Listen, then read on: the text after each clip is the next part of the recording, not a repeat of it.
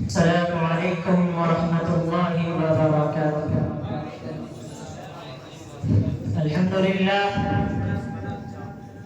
للہ وحدہ والصلاة والسلام على من لا نبی بعدہ، اما بعد، اشکوں کی تلواروں سے یہ جنگ نہ جیتی جائے گی، اشکوں کی تلواروں سے یہ جنگ نہ جیتی جائے گی، لفظ مجاہد لکھنا ہوگا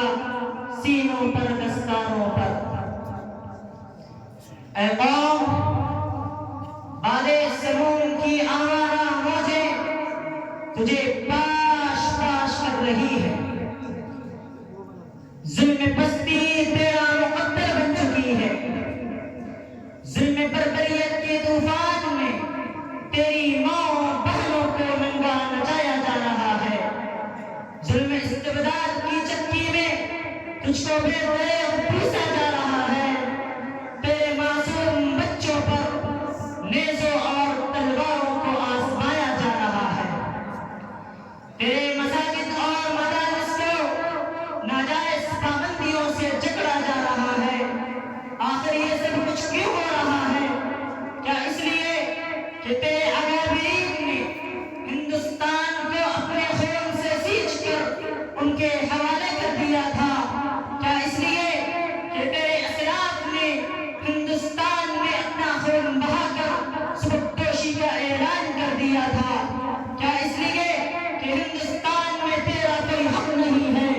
اے قوم، اب سونے کا وقت نہیں رہا، اپنے ماضی کو دیکھ، اے قوم اپنے کردار کو دیکھ، اے قوم اپنے وقار کو دیکھ، اے قوم اپنے کارناموں کو دیکھ، اے قوم اپنے اکابرین کی تاریخ کو دیکھ، اے قوم اپنے اسلاف کی قربانیوں کو دیکھ۔ ایک تیرا ماضی ایک طرف تجھ کو روشنی دیتا ہے تو دوسری طرف تاریکی بکواس ختم کرتا ہے، تیرا ماضی ایک طرف تجھ کو بدل لے جاتا ہے تو دوسری طرف شاملی کے میدان کی سیر کراتا ہے، تیرا ماضی ایک طرف تجھ کو غزوہ تبوک لے جاتا ہے تو دوسری طرف سرزمین میسور کی دھرتی بالا کوٹ کی پہاڑی کی سیر کراتا ہے، تیرا ماضی ایک طرف تجھ کو مطابقہ کی خوشخبری سناتا ہے تو دوسری طرف یوم جمہوریہ کی آزادی کی خوشخبری سناتا ہے۔ لیکن اے قوم، ان تمام کامیابیوں اور کامیابیوں کے باوجود آج تیرے وجود پر حملہ ہو رہا ہے۔ تاریخ بتاتی ہے تیرے مقابل میں کبھی قیصر کسریٰ آیا، کبھی شاہ افریقہ آیا، تیرے مقابل میں کبھی شاہ اندلس آیا، کبھی راجدھارا آیا،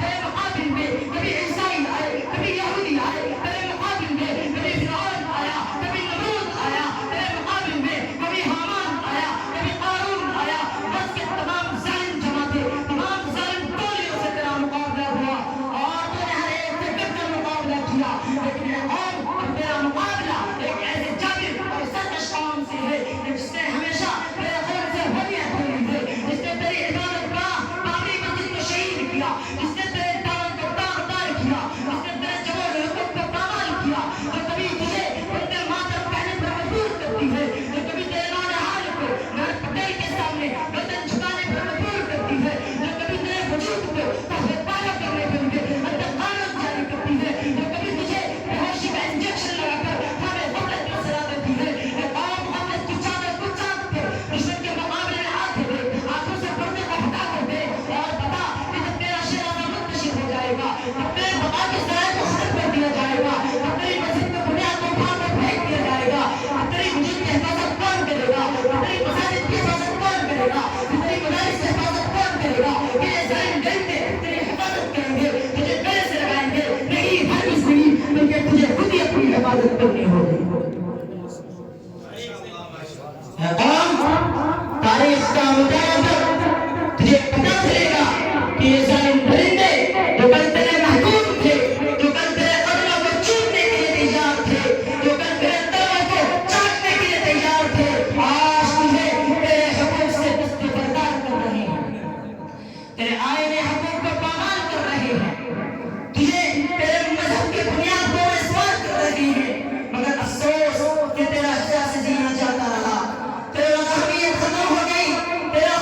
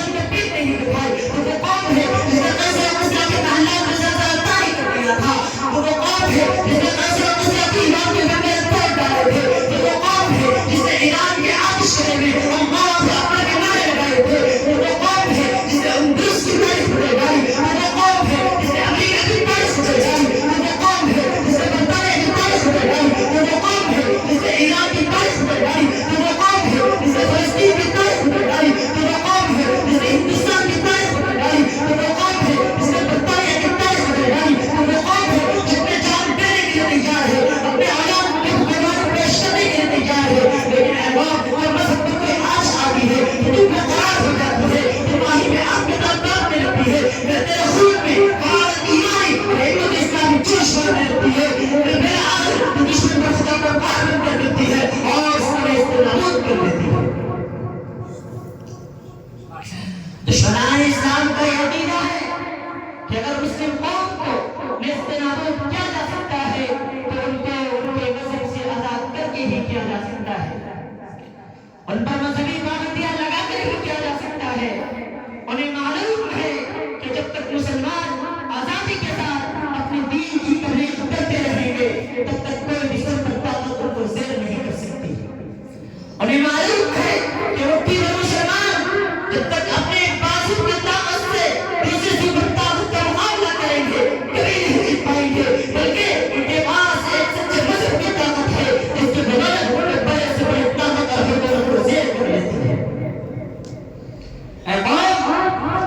تاریخ کا مطالعہ کر تجھے پتہ چلے گا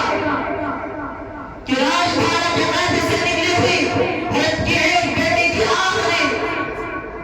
حجاج بن یوسف کی آنکھوں سے خون کے آنسو بہا دیے تھے، محمد بن قاسم کے قلب کو بے چین کر دیا تھا، بیت المقدس کی ایک صدا نے صلاح الدین تمیم کو ہلاک کر دیا تھا، بالآخر